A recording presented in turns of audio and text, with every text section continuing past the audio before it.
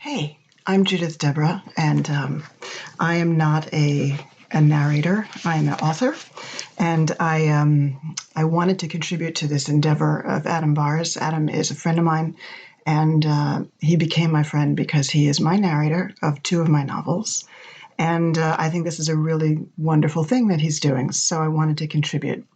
I looked around my shelves for something, and I was looking for something that was particularly inspiring and uplifting and edifying to help us all through these very strange and challenging and scary times. And so what I came up with was this book, Everyday Drinking, which I think is something we all should consider now.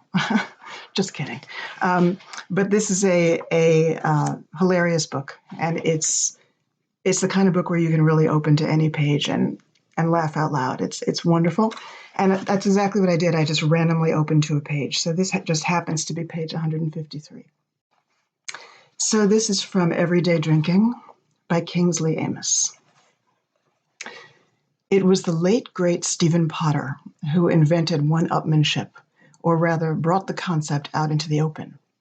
You could define it roughly as the technique of getting or keeping the edge on the other fellow in any gathering or situation, probably by bluff, brass, or straight lying. The field of booze, with all its snobbery and true and false expertise, is obviously a rich one from this point of view. Potter wrote some good stuff on what he called winesmanship, in which he explains how to get away with giving your guests the vilest plonk imaginable and passing yourself off as an expert at the same time. It's partly what you do. You pretend to fetch the bottle from the cellar, take forever uncorking it, keep staring at it before you pour, and partly what you say.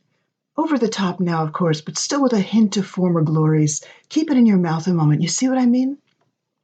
At this, the other fellow will start thinking that the flavor of carbolic he thought he'd notice is actually rather interesting, or even pleasant. And so on. This last bit strikes me as brilliant but dangerous.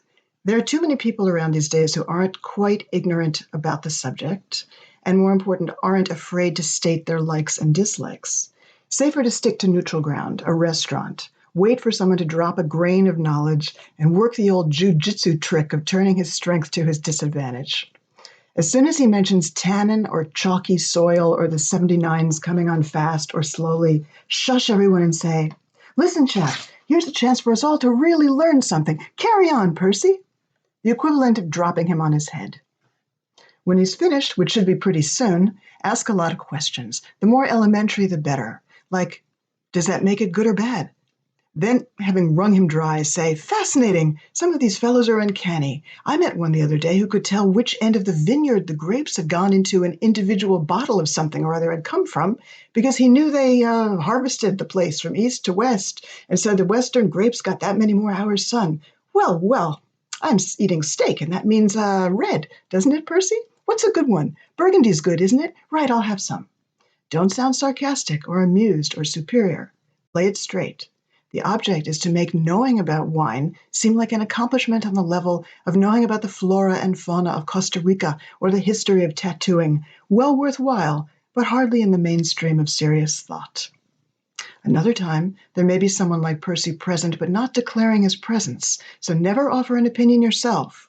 If asked what you think, say breezily, "Jolly good," as though you always say that whatever it's like. This may suggest that your mind's on higher things, like wine or gin or sex. If this goes wrong, say suddenly, "I don't suppose any of you chaps have seen last year's French government report on wine manufacture, which is pretty safe, since there wasn't one." Continue. No surprises, of course, but a bit upsetting here and there. Apparently in some districts, as a matter of course, they just, "Oh, well, never mind. Cheers." Take a hearty swig from your glass, give a worried frown, and follow with an unconvincing laugh. Say finally, "Oh, well, I'm sure there's nothing wrong with this. How much did you say it was?" And that was from Everyday Drinking by Kingsley Amos. Chin up, drink up, eat up, try to live it up, and we'll get through this. Bye.